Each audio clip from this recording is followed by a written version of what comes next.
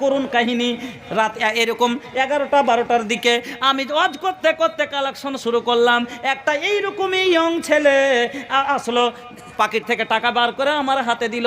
আমি বললাম ভাইজান আর কিছু দিবেন না? বললেন মৌলানা সাহেব পকেটে যা ছিল আমি দিলাম, আল্লাহ যদি হায়াতে রাখেন আবার সকালে কিছু দিয়ে যাব। আল্লাহ রে আল্লাহ, রাত্রে জলসা 12টায় শেষ হয়ে গেল।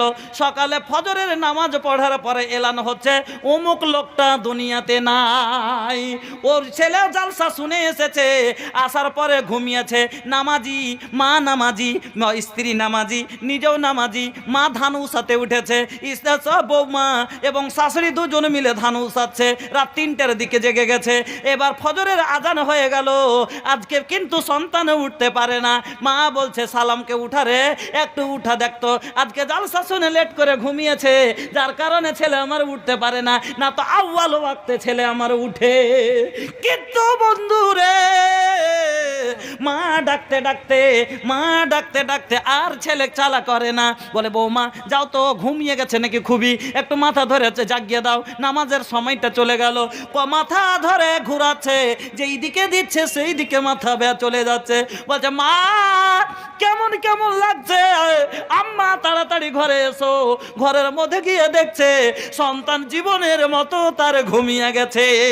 রাতে 11টার সময় যার কাছ থেকে হাতে দান নিলাম, সকালে এই হাত দিয়া লোকটাকে দফন করে বাড়ি আসলাম।